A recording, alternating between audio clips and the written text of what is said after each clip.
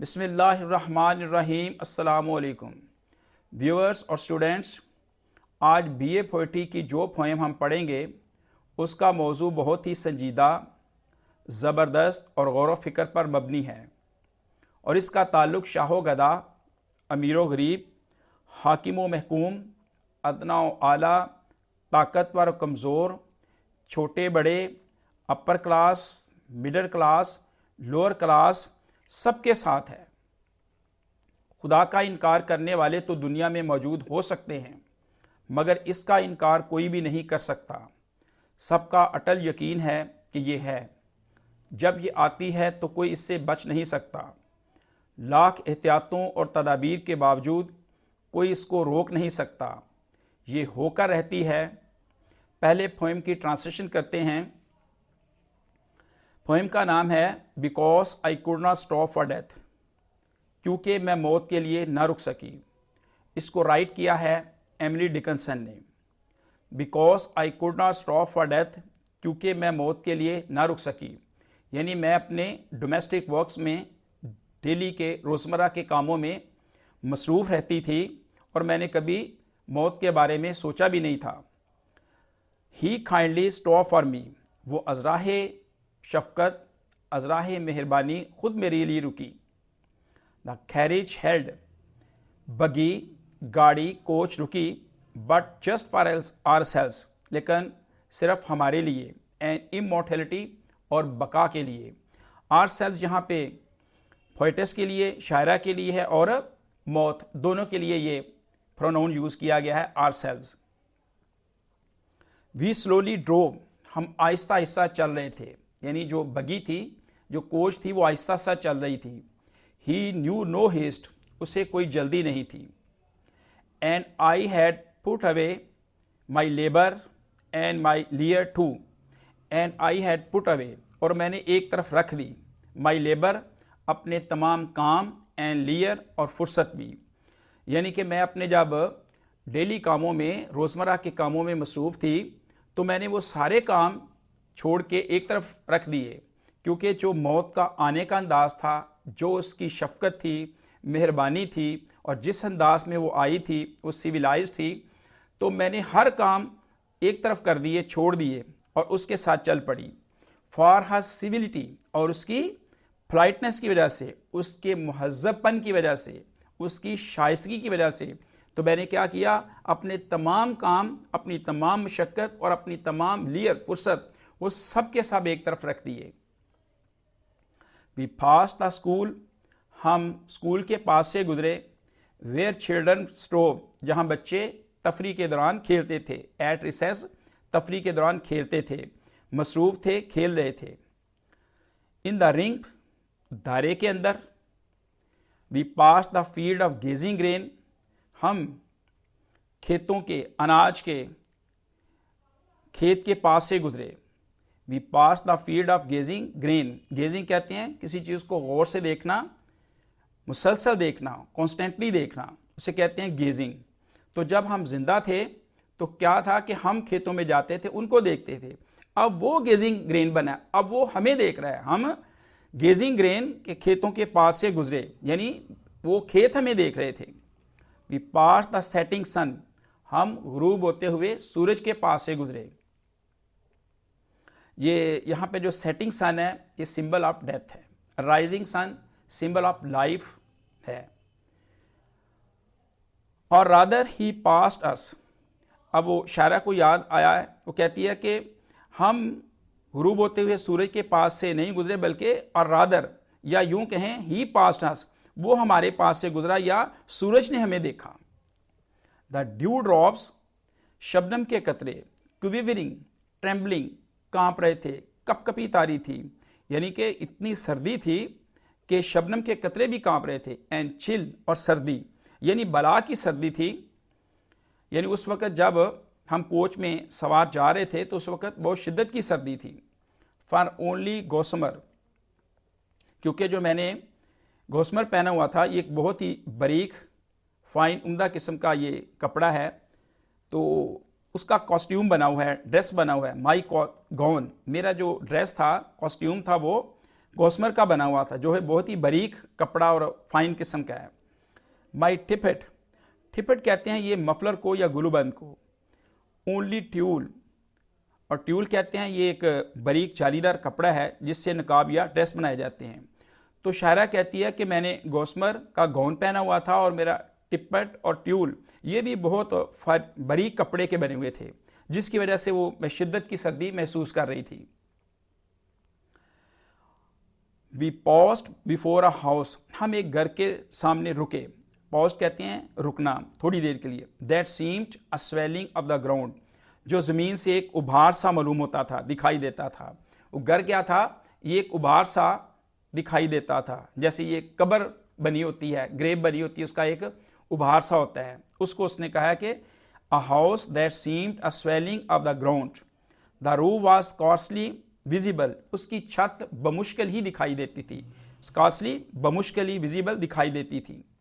The کارنس in the ground, زمین میں ایک چھجا تھا. یہ چھجا یہ بلڈنگ کے اوپر بھی ہوتا ہے، جو پروجیکٹر سا پورشن باہر کو نکلا ہوا. تو کہتی ہے کہ دا کارنس ان دا گراؤنڈ، زمین کے اندر وہ ایک چھجا سا تھا. تو اسٹوڈنٹس اور ویورز کی میں نے اینڈ پہ جو ہے وہ امیجز دی ہوئی ہیں ویڈیو کے اینڈ پہ، تو اس کو بھی دیکھ لیجیے گا. یہ ٹپٹ، ٹیول، گوسمر، ان سب کی جو ہے نا وہ امیجز دی ہوئی ہیں. وی پاسڈ بیفور اے ہاؤس، ہم ایک گھر کے پاس سے گزرے، رکے. وی پاسڈ بیفور اے ہاؤس، ہم ایک گھر کے سامنے رکے. That seemed a swelling of the ground, جو زمین کا ایک ابھار، زمین پر ایک ابھار دکھائی دیتا تھا. دا روف واز کاسٹلی ویزیبل، اس کی چھت بمشکل ہی دکھائی دیتی تھی. دا کارنس ان دا گراؤنڈ، زمین میں ایک چھجا سا تھا. سنس دین، اس وقت سے، ٹیز سینچریز، صدیاں گزر گئیں. اینڈ یٹ، اور ابھی تک، feels shorter than the day, feels shorter بہت تھوڑا عرصہ معلوم ہوتا ہے. یعنی کہ جو صدیاں گزر گئی ہیں لیکن اس صدیوں کے گزرنے کے باوجود لگتا ہے جیسے تھوڑا سا شارٹ سا ٹائم گزرا ہے. دین دا ڈے، ایک دن سے بھی کم. آئی فرسٹ سرمائزڈ، پہلے میں نے اندازہ لگایا، گیس کیا. دا ہارسز ہیڈس، کہ جو گھوڑے ہیں، وہ گھوڑے جو بگی کو، کوچ کو کھینچ کے لیے جا رہے ہیں، ان کی جو ڈائریکشن ہے، ان کے جو سر ہیں، واٹ ٹورڈس ایٹرنیٹی، ان کے جو سر ہیں، ڈائریکشن ہے، وہ تو ایٹرنیٹی کی طرف ہے، امورٹیلٹی کی طرف ہے، نیور اینڈنگ لائف کی طرف ہے. تو اسٹوڈنٹس، یہ پوئٹس کے موت کے بارے میں کچھ خیالات تھے، امیجنری اس نے ایکسپیرینس جو کیا ہے اس کے بارے میں بتا رہی ہے. ویسے تو موت کا جو موضوع ہے بہت ہی خوفناک، دہشت ناک محسوس ہوتا ہے. اس میں بڑا غم، دکھ، یہ ساری چیزیں، خوف، چیخو پکار، آہو بکا، یہ پائی جاتی ہے. لیکن شاعرہ نے ایک بہت ہی رومانٹک ویو جو نا موت کے بارے میں دیا ہے. شاعرہ نے ڈیتھ کے موضوع پر پہلے بھی بہت سی نظمیں لکھی ہیں، لیکن یہ اس کی نظموں میں سے سب سے بہترین پوئم ہے. اور بھی بہت سے پوئٹس نے ڈیتھ کے موضوع پر لکھا ہے، لیکن ایملی ڈکنسن اپنا امیجنری ایکسپیرینس جو نا وہ بیان کرتی ہے. شاعرہ یہ باور کرانا چاہتی ہے کہ موت ہیومن لائف کا اینڈ نہیں ہے. یعنی جو موت آ جاتی ہے، اٹ مینس کہ اس کا ہرگز یہ مطلب نہیں ہے کہ انسان کا اینڈ ہو گیا ہے، ختم ہو گیا ہے، اب آگے کچھ بھی نہیں ہے، بلکہ ایک immortal life, never ending life, لا فانی زندگی کی شروعات ہے. کرسچینٹی اور اسلام کا بنیادی عقیدہ ہے کہ جو ہی اس دنیاوی زندگی کی کتاب بند ہو جاتی ہے تو عین اسی وقت ایک نئی کتاب کا چیپٹر باب کھل جاتا ہے. اس لیے ایٹ اے ٹائم پوئم کا مضمون فلسفیانہ، صوفیانہ، مذہبی اور رومانٹک ہے. ڈیتھ کو دو طرح سے شاعرہ نے پرسونیفائڈ کیا ہے. پہلے ڈیتھ کوچ مین کی صورت میں آتی ہے، جب شاعرہ اپنے ڈیلی ورک میں بزی ہوتی ہے اور اس نے کبھی موت کے بارے میں سوچا بھی نہیں ہوتا، اور اس کے پاس ڈیتھ کے بارے میں خیال کرنے کا، سوچنے کا وقت ہی نہیں ہوتا. اور سیکنڈ ڈیتھ ایک لور، سیوٹر، ایک عاشق کی طرح آتی ہے جو اس کو اپنے ساتھ لے جاتی ہے. گزشتہ ادوار میں یہ ایک رسم، روایت، رواج اور ٹریڈیشن تھی کہ لور اپنی بلیوڈ کو کوچ میں بٹھا کر ایک لانگ ڈرائیو پہ جاتا تھا. موت کو شاعرہ نے کائنڈ، ایک مہربان کے طور پر پیش کیا ہے، ایک مہربان کے طور پر پیش کیا ہے، پرسونیفائڈ کیا ہے، پولائٹ کرٹیس کے ورڈز اس نے اس کے لیے یوز کیے ہیں۔ شاعرہ نے اس بات کو واضح کیا ہے اور یہ ٹیچ کرنے کی کوشش کی ہے کہ حقیقت میں انسان جب اس دنیا میں رہتے ہیں، اعمال صالحہ نیک اعمال والی زندگی گزارتے ہیں، امر بالمعروف اور نہی عن المنکر کے مطابق اپنی عارضی زندگی ٹیمپوریری لائف کے شب و روز گزارتے ہیں، تو موت ان کے لیے انتہائی مہربان اور شفیق ہوتی ہے۔ موت ان کے لیے خوشی کا پیغام بنتی ہے، نہ کہ خوف و ہراس اور کسی قسم کے ڈر کا۔ جیسا کہ واصف علی واصف صاحب نے بھی ارشاد فرمایا ہے، مرنے کے بعد زندہ ہونے کی خوشی صرف اسی شخص کو ہو سکتی ہے جو اس دنیا میں کوئی کام کر رہا ہو، اور جو اس دنیا میں کوئی کام کر رہا ہو تو اسے مرنے کا کوئی خوف نہیں ہوتا۔